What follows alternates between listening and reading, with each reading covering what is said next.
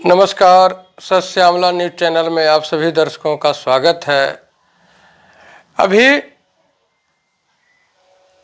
लगभग 1.5 महीने से महाकुंभ चल रहा है। महाकुंभ में लाखों लोग स्नान करने गए। कुछ घटनाएं भी अप्रिय घटी, जिसमें कुछ लोग हताहत भी हुए, जान माल की क्षति हुई। इन सबों के साथ सनातन धर्म में महाकुंभ का एक अपना महत्व है। आज इसी महत्व को लेकर, कुंभ के महत्व को लेकर के, और जो एक चर्चा का विषय रहा कि यह 144 साल बाद इस योग में कुंभ लगा है, इन सारी बातों पर चर्चा करने के लिए हम आज अपने साथ चर्चा में बैठाए हैं आचार्य सचिन बृजनाथ जी को। सचिन बृजनाथ जी भी कुंभ स्नान करके आए हैं, तो कुंभ में कैसी व्यवस्था रही उस पर भी चर्चा करेंगे, इनका कैसा अनुभव रहा। तो आचार्य जी, आपका हमारे चैनल में स्वागत है। धन्यवाद। आपके सभी दर्शकों को नमस्कार। आचार्य जी, अभी 144 साल के बाद इस तरह के खास लग्न नक्षत्र क्या क्या था, संयोग योग था, जिसमें कुंभ का फिर से लगना हुआ और ये काफ़ी चर्चित रहा, चर्चा का विषय रहा है। ये कुंभ लगने का, कुंभ स्नान करने का जो सनातन धर्म में एक महत्व है, इस महत्व के पीछे की अगर कोई कहानी हो उसे आप हमारे दर्शकों को बताएं। कहानी यह है कि जब समुद्र मंथन हो रहा था तो समुद्र मंथन में देवता और दानव दोनों उस मंथन में लगे हुए थे और उसमें से जो कुछ भी अच्छा चीज़ निकलता था उस पे सभी झपट्टा मारते थे कि वो हमारा हो गया, हमारा उस पे अधिकार हो गया। और उसमें से जो मतलब हमारे या देवताओं के या दानवों के उपयोग की वस्तुएं नहीं निकलती थी उसको लोग छोड़ देते थे। ठीक है ना। शंख भी वहीं से निकला, लक्ष्मी जी वहीं से निकली, नंदी गाय वहीं से निकली। तो अमृत कलश भी वहाँ से निकला और अमृत कलश जब निकला तो अमृत कलश पे अपना अधिकार जमाने के लिए देवता और दानव आपस में टूट पड़े। देवता और दानव जिनके हाथ में भी वो कलश पड़ा उसको लेके वो भागने लगे और सोचे कि हम इसको पी लेंगे और पीने के बाद हम अमर हो जाएंगे, हम कभी मरेंगे नहीं, हमें कोई हरा नहीं पाएगा। और इस छीना झपटी में ही वो अमृत का जो घड़ा है वो कई जगह छलक गया। तो जहाँ जहाँ छलका वहाँ वहाँ अमृत के जो बूंदे गिरी वो हमारा आध्यात्मिक केंद्र बन गया, वो हमारे लिए पावन केंद्र बन गया और वहाँ का महत्व सनातन धर्म में बहुत बढ़ गया। तो उसमें जो बूंदे गिरी थी, हमारे सनातन धर्म में पुराने ऋषि मुनियों ने कहा है कि वो इलाहाबाद में जो गंगा नदी बहती है और जहाँ पे जमुना और विलुप्त सरस्वती का संगम है यानी कि त्रिवेणी है, वहाँ भी ये अमृत की बूंदें गिरी थी। हरिद्वार में भी गिरी थी और नासिक में गिरी थी, उज्जैन में भी गिरी थी। तो 4-4 वर्ष पर बारी बारी से यहाँ पे कुंभ का आयोजन होने लगा। कुंभ का आयोजन बहुत पुराना है और ग्रह नक्षत्रों की स्थिति देखकर ज्योतिषियों ने कहा कि इस बार जो 2025 का कुंभ स्नान हो रहा है इलाहाबाद में, वो 144 वर्षों के बाद रहा है। और इस बार के कुंभ स्नान का जो महत्व हुआ तो या इतनी भीड़ बढ़ी, तो इसका कारण भी यही है कि 144 वर्षों का प्रचार ज़्यादा हुआ। ठीक है ना। और चूँकि अब तो सब कुछ डिजिटल हो गया है, वहाँ पे कब क्या घटना घट रही है, कितने साधु आ रहे हैं, कितने अखाड़े आ रहे हैं, कितने बड़े बड़े लोग आ रहे हैं, फिल्मों के लोग हैं या सामाजिक स्तर पे जो सफल हैं वो लोग आ रहे हैं, औद्योगिक घराने के लोग आ रहे हैं। तो यह देख देख के आम पब्लिक भी वहाँ पे उमड़ने लगी। और आज की संख्या है पता नहीं वो कितना मतलब उसमें सच्चाई कितनी है, लेकिन सरकार के द्वारा बताया जा रहा है कि लगभग 62 करोड़ लोग, यानी कि दुनिया में जितने भी हिंदुओं की संख्या है तो उसकी आधी आबादी स्नान कर चुकी है त्रिवेणी में। आचार्य जी, कुंभ का सात्विक अर्थ घड़ा होता है। तो आपने कहा कि वो समुद्र मंथन से अमृत का घड़ा निकला और उससे जो बूंदे छलके, इसलिए इस कुंभ का महत्व बना, कुंभ स्नान का एक महत्व बना। ये कुंभ जो है नदियों के किनारे ही क्यों होता है? और अगर सनातन धर्म में नदियों का महत्व है तो आज फिर नदियों के साथ जो छेड़छाड़ हो रहा है उस पर भी आप हमारे दर्शकों को कुछ संदेश दें। देखिए, नदियों के साथ जो छेड़छाड़ होता है उसमें उसके उत्तरदायी हम सभी हैं। सरकारें भी हैं, औद्योगिक कारखाने भी हैं और हम भी खुद हैं। हम इसलिए हैं कि हम गंगा को पवित्र मानते हुए या यमुना को पवित्र मानते हुए, कावेरी को पवित्र मानते हुए उसमें स्नान करके पुण्य का भागी बनते हैं, लेकिन हम अपने गंदे कपड़ों को भी वहीं धोते हैं, हम अपने घर के कूड़े कचरे को भी वहीं फेंकते हैं। तो इसलिए हमारी भी जिम्मेवारी बनती है सरकार के साथ साथ कि हम गंगा को या भारत की जितनी भी नदियां हैं, आप जानते ही हैं कि सनातन में हमें जिस किसी से भी लाभ मिलता है तो हम प्रकृति की पूजा भी करते हैं, हम पेड़ पौधों की भी पूजा करते हैं, हम जानवरों की भी पूजा करते हैं। गाय हमारी माँ है।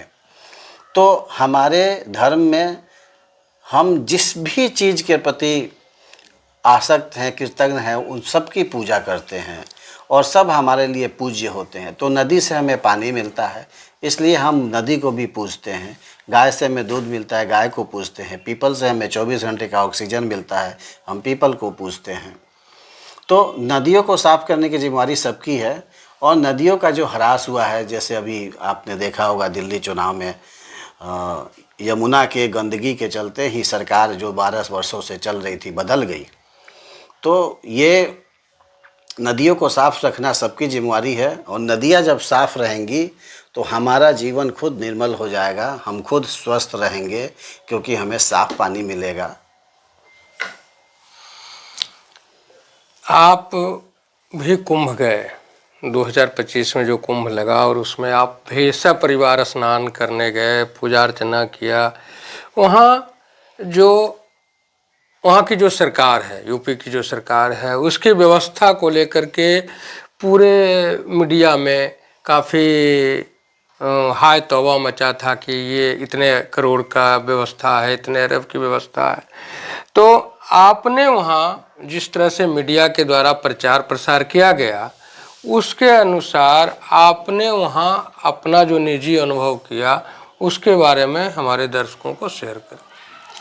देखिए, हम लोग जब स्नान करने गए थे तो वो जो दिन था वो माघ पूर्णिमा का दिन था, 12 फरवरी। संयोग क्या हुआ कि मकर संक्रांति से जब स्नान शुरू हुआ तो शुरू में ठंड के चलते लोग कम जाने लगे। वो पहला शाही स्नान था। दूसरा शाही स्नान आया अमावस्या के दिन 29 जनवरी को। दुर्भाग्य से उस दिन भगदड़ मची और कुछ लोगों की मौत हो गई। ये बहुत अच्छी घटना नहीं थी, ये दुखी करने वाली घटना थी। उसके बाद थोड़ी संख्या लोगों की कम हुई थी, लेकिन 5 फरवरी को जब प्रधानमंत्री वहाँ स्नान करने गए तो फिर से भीड़ वहाँ पे बढ़ने लगी। और 10 फरवरी को वहाँ पे राष्ट्रपति स्नान किए।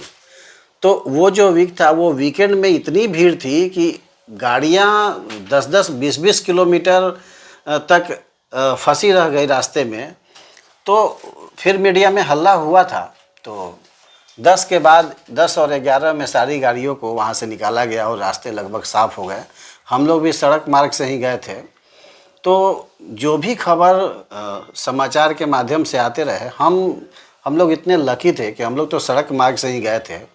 चूँकि पटना से गए तो ये मेट्रो बनने के चलते और सड़क चौड़ीकरण के चलते दानापुर स्टेशन से बिहटा तक तो जाम लगता ही है, आम दिनों में भी जाम लगता है। लेकिन उसके बाद इलाहाबाद पहुंचने तक कहीं भी जाम का सामना हम लोग नहीं किए। हम लोग 9 बजे रात में निकले थे पटना से और सुबह में 7 बजे हम लोग वहाँ पे पहुँच गए थे। तो रास्ता में कोई जाम नहीं मिला। वहाँ गए तो बस स्टैंड बहुत बड़ा बड़ा बना हुआ था, तो वहाँ बस भी आराम से लग गई। और वहाँ से हम लोग घाट पे जाने के लिए मोटरसाइकिल एक हायर हम लोगों ने किया था और मोटरसाइकिल पे बैठ के हम लोग घाट पर वहाँ तक गए जहाँ तक पुलिस मना नहीं कर रही थी। मतलब जहाँ तक बाइक का अलाउ था वहाँ तक हम लोग गए। और उसके बाद बालू ही बालू था, उस पर सड़क बनाया गया था। तो उतना दूर तो पैदल ही चलना पड़ता किसी को भी, क्योंकि अब नदी में तो कोई रोड नहीं बना सकता है या नदी में तो कोई गाड़ी नहीं चला सकता, इतनी भीड़ थी। लेकिन वो भीड़ वो ऐसी भीड़ नहीं थी जिसमें कोई असावधानी हो या कोई घटना होने की अंदेशा हो।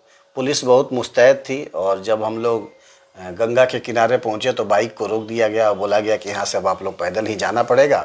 तो बाइक तो वहाँ से वापस हो गई, हम लोग फिर वहाँ से पैदल चले और वहाँ से 6 किलोमीटर त्रिवेणी था जहाँ पे तीनों नदियों का संगम है। पिछली घटनाओं से सरकार सबक लेते हुए जितने भी पीपा पुल बने हुए थे, उन पीपा पुल पे ये व्यवस्था हो गई थी कि किसी भी पुल पे आना और जाना नहीं होगा। एक पुल से आप जाइए और लौटना हो तो फिर दूसरे पुल से वापस आइए। तो हम लोग भी एक पुल से गए और दूसरे पुल से आए, तो वहाँ भी रास्ते में भी कोई इस तरह की घटना होने की संभावना नहीं थी। पुलिस जगह जगह पे तैनात थी। वहाँ पे स्त्रियों के कपड़े बदलने के लिए ढेर सारे रूम बने हुए थे और गंगा साफ़ थी। हम लोग तो जब घाट पे पहुँचे, जब स्नान किए तो पानी भी साफ़ था और उस दिन नाव नहीं चल रही थी क्योंकि पूर्णिमा था तो भीड़ थी और भीड़ के चलते नाव लोग नहीं चला रहे थे सावधानी करके। तो हम लोग देख रहे हैं कि जब पान का पत्ता या फूल या जो पूजा के सामग्री हैं उसको जब हम लोग गंगा में डाल के पूजा करते थे तो डालते भर की देरी थी और वहाँ जो सरकार के लोग थे या नगर निगम के लोग थे वो तुरंत जाल लगा के उसको छान देते थे। तो सफाई की इतनी अच्छी व्यवस्था थी, तो मुझे लगा कि मतलब सरकार अच्छा काम कर रही है। और जहाँ से जितनी दूर भी हम लोग पैदल चले थे, मुझे लगता है कि लगभग 14-15 किलोमीटर पैदल आती जाती हम लोग चले थे, तो उसमें सड़क के किनारे एक कागज़ का टुकड़ा भी फेंका हुआ कहीं नहीं मिला। तो सफाई भी बहुत अच्छी व्यवस्था थी, पानी में सफाई की अच्छी व्यवस्था थी, आने जाने की अच्छी व्यवस्था थी, स्नान हम अच्छा से कर पाए। और जितना दूर घेर के रखा गया था कि वहाँ पे इतने दूर पे नहाना है, तो नहाना है जितने दूर पे, उसके बाहर में सारे नाव वालों को खड़ा कर दिया गया था कि अगर कोई घटना घटती है तो उसके बचाव के लिए वो खड़े रहें। तो कोई असुविधा नहीं थी, सुविधा बहुत थी। हाँ, थोड़ा ये था कि रास्ते में चलने पड़े, लेकिन जितने दूर हम लोग चले उतना दूर किसी को भी चलना पड़ता। कोई सेलिब्रिटी भी आ रहा है तो मुझे लगता है कि उन लोगों को भी पैदल चलना ही पड़ता होगा।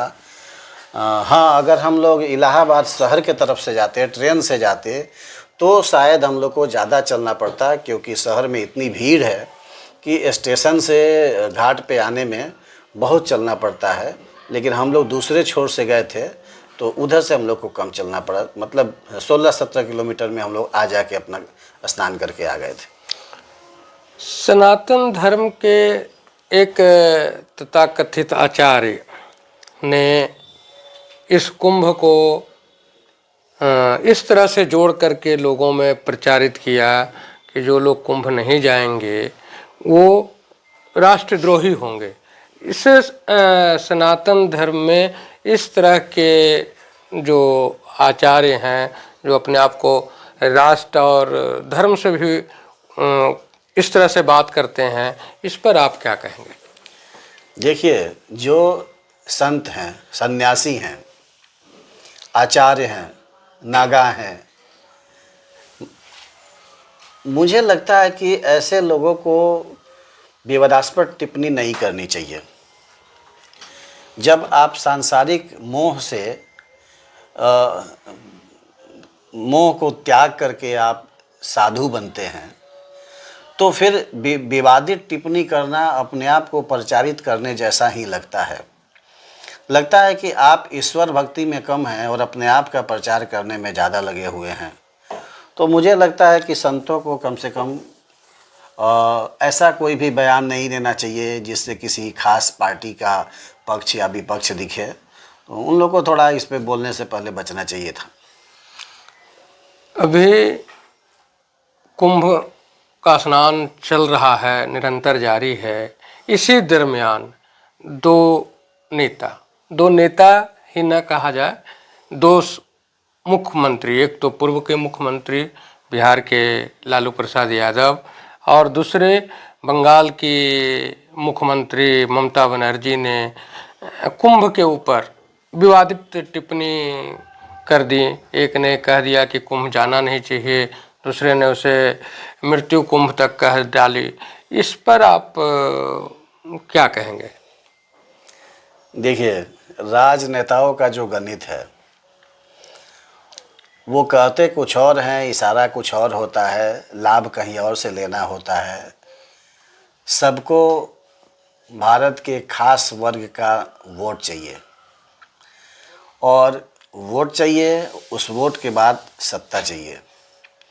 तो होता क्या है कि लोग भले मन से हिंदू हों, जाति से हिंदू हों, धर्म से हिंदू हों, फिर भी वोट बैंक बनाने के लिए, वोट बटोरने के लिए कुछ ऐसा बात बोल देते हैं कि उससे उनको दो फ़ायदा होता है। एक तो उन्हें एक ख़ास वर्ग को खुश करने का मौका मिल गया और दूसरा लाभ उन्हें ये मिलता है कि वो मतलब राजनीति में कभी कभी नेपथ्य में चले जाते हैं, उनकी चर्चा तक नहीं होती कि वो क्या कर रहे हैं, कैसे कर रहे हैं।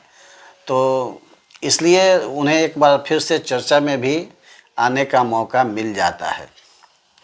आप देखे होंगे कि विरोध करने वाले लोगों में भी बहुत सारे विपक्ष के नेता हैं जिन्होंने वहाँ पे जाके कुंभ स्नान किया है। उत्तर प्रदेश के तो पूरे मंत्रिमंडल के लोग जाके स्नान किए। वहाँ के मुख्य विपक्षी पार्टी के जो अध्यक्ष हैं, राष्ट्रीय अध्यक्ष हैं, वो भी वहाँ पे स्नान किए हैं। तो ये हाथी के दांत जैसे हैं। ये लोग करते कुछ और हैं, बोलते कुछ और हैं। विवाद फैलाना ही इन लोगों का काम है और इशारा कहीं और रहता है और लाभ कहीं और से लेना होता है, इसलिए ये लोग विवादास्पद बोलते हैं। धर्म को राजनीति से जोड़ करके भी कुंभ को प्रचारित प्रसारित किया गया और इसमें आपने भी देखा कि काफ़ी जान माल की हानि हुई। तो क्या राजनीति और धर्म को एक दूसरे से जोड़ना उचित हो सकता है या नहीं? देखिए, धर्म की बहुत विशद व्याख्या है। धर्म की व्याख्या ये है कि जैसे सूरज अगर आसमान में उगता है तो वो नहीं देखता है कि किस जाति, किस मजहब, किस टाइप के लोगों पे उसकी रोशनी आ रही है या नहीं आ रही है। वो भेदभाव नहीं करता है। धर्म भी ऐसा ही है। धर्म कभी भेदभाव नहीं करता है। धर्म कभी लड़ाता नहीं है। धर्म कभी बांटता नहीं है। तो इसलिए धर्म तो अलग चीज़ हो गया और राजनीति भी अलग चीज़ हो गई। राजनीति सत्ता में बने रहने, सत्ता की मलाई खाने वाली चीज़ है। उसको सेवा से जोड़ दिया गया है। सेवा है बट मलाई खाने वाली ज़्यादा है उसमें। धर्म को राजनीति से अलग ही रहना चाहिए और मुझे लगता है कि धर्म का अपना काम है और राजनीति का अपना काम है। इसको मिला के नहीं देखना चाहिए, दोनों को अलग अलग दृष्टिकोण से देखना चाहिए। अभी कुछ दिन और शेष बचे हैं कुंभ स्नान का, तो अभी जो लोग जाने वाले हैं उनके लिए आप क्या संदेश देना चाहेंगे? देखिए, जो घटनाएं हुई हैं, चूँकि आप आयोजन करा रहे हैं और उसके सफलता की सारी जिम्मेवारी आप खुद ले रहे हैं, तो उसमें अगर कोई दुर्घटना होती है तो उसकी भी जिम्मेवारी आपको लेनी चाहिए। लेकिन फिर भी जो पब्लिक भीड़ के भीड़ वहाँ पे जा रही है, तो भीड़ को खुद भी अपने आप को नियंत्रित रख के चलना होगा। सरकार के या पुलिस प्रशासन के द्वारा बनाए गए व्यवस्था के अंतर्गत आगे बढ़ना होगा। अगर वो वहाँ के रूल्स को तोड़ते हैं तो वो स्वयं अपने आप के लिए कष्ट उत्पन्न कर रहे हैं। जैसे अब हम लोग गए थे, एक छोटी सी घटना मैं बता रहा हूँ। नेपाल के भैरहवा के एक बूढ़े आदमी हम लोग को मिले थे, जिनके पास कोई मोबाइल नहीं था और जिनके पास अपने घर का मोबाइल नंबर भी नहीं था, जिनके पास जिस बस से आए थे उसका भी कोई नंबर था, बस नंबर भी उनको पता नहीं था। और बस स्टैंड जो गंगा इस पर बनाया गया था, मुझे लगता है कि लगभग 30,000 बसें होंगी। आप छोटी 4 व्हीलर्स की बात ही छोड़ दीजिए।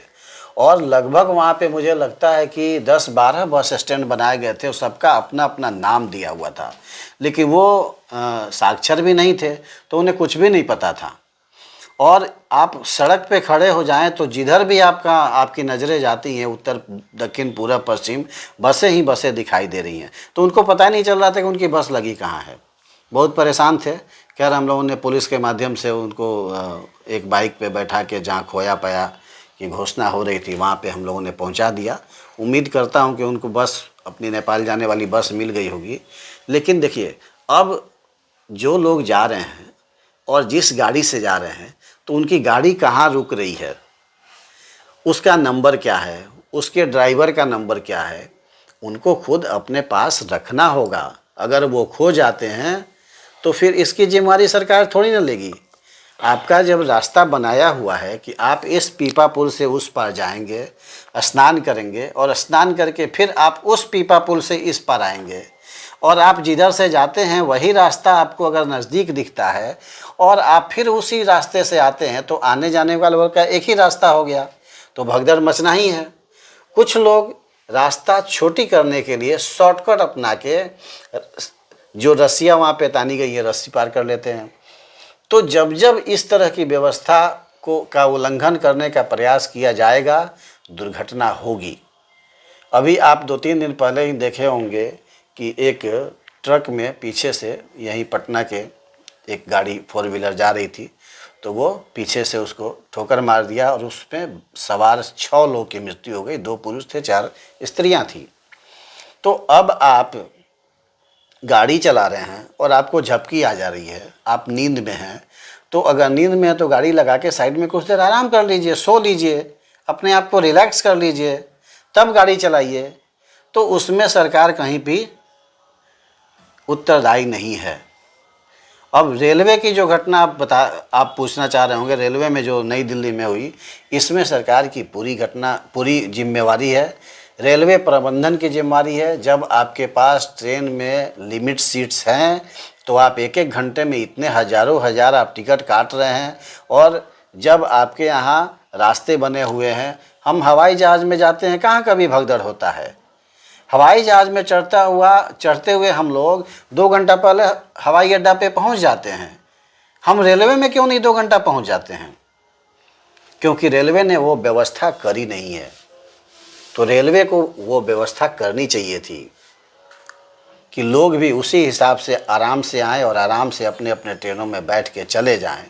अब लोग भी कितने उच्छृंखल हैं कि जिनका एसी का टिकट नहीं है, वो बिना टिकट के ट्रेन में चढ़ जा रहे हैं और इलाहाबाद पहुंच जा रहे हैं, प्रयागराज पहुंच जा रहे हैं, और रील्स भी बना के डाल रहे हैं, टिकट नहीं कटाए हैं, हम तो एसी में बैठ के नहाने जा रहे हैं। क्या पुण्य मिलेगा आपको?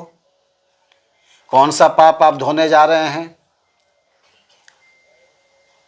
क्या कर रहे हैं आप? समझ में नहीं आता है। तो आप पुण्य कमाने तो जा रहे हैं, आप अमृत स्नान में तो जा रहे हैं, आप शाही स्नान में तो जा रहे हैं, आप उस त्रिवेणी में नहाने जा रहे हैं जहाँ कभी अमृत की बूंदें गिरी थी, और आप क्या करते हुए रास्ते में जा रहे हैं? तो ऐसे छोटी मोटी गलतियों के चलते बड़ी बड़ी घटनाएं हो जाती हैं जो इस बड़े आयोजन को कलंकित करती हैं। ऐसे घटनाओं को रोकने के लिए सरकार को उतना ही तत्पर रहना चाहिए जितना पुलिस प्रशासन को रहना चाहिए और जितना आम आदमी को रहना चाहिए जो वहाँ पे नहाने के लिए जा रहे हैं, पुण्य का भागी बनने के लिए जा रहे हैं। सर, आचार्य जी, आपने कुंभ के बारे में बताया, कुंभ की जो कथा है, क्यों कुंभ प्रचलित है, सनातन धर्म में नदियों का क्या महत्व है, आपने सारी बातें हमारे दर्शकों को बताया। आपने अपना कीमती समय दिया, इसके लिए आपका दिल से धन्यवाद। आपका भी बहुत बहुत धन्यवाद कि आप समय निकाल के यहाँ आए और अपने दर्शकों की जानकारी बढ़ाने के लिए इतना सारा बात किए। नमस्कार। सस्य श्यामला के दर्शकों से एक विनती है, आग्रह है कि आप अगर कुंभ जा रहे हैं तो कुंभ में वहाँ के व्यवस्थापकों ने जो व्यवस्था किया है, जो नियम बनाए हैं, उसको आप फॉलो करें और वाद विवाद से बचें। वहाँ जो अफवाहें फैलाई जाती हैं उनसे बचें। पवित्र मन से गंगा, जमुना और सरस्वती के त्रिवेणी में स्नान करें और वापस घर आएं। साथ साथ कुंभ स्नान तो करते हैं, घर में ऐसी भी घटनाएं अखबारों में आ रही है कि लोग अपने बूढ़ी माँ को, अपने बूढ़े पिताजी को घर में ताला बंद करके और वो कुंभ स्नान करने जा रहे हैं। ऐसा कुंभ स्नान करके क्या मिलना है, जहाँ आपके जनक या आपकी जो जननी हैं वो भूख से, प्यास से तड़प करके मर जा रही हैं और आप स्नान करने जा कर के वहाँ कौन सा पुण्य मिलेगा। खैर, ये उन लोगों का निजी मामला है। आप सभी दर्शकों से एक बार फिर आग्रह है कि आप अगर हमारे चैनल को देख रहे हैं लेकिन सब्सक्राइब नहीं किए हैं तो सब्सक्राइब करें। हमारे मुद्दों को कमेंट करके बताएं कि वो कैसा है, इसको किस तरह से और सुधार किया जाए। साथ ही और अन्य लोगों तक, जहाँ तक ये मेरी बातें नहीं पहुँच रही हैं वहाँ तक पहुँचाने में हमारी मदद करें शेयर करके। धन्यवाद।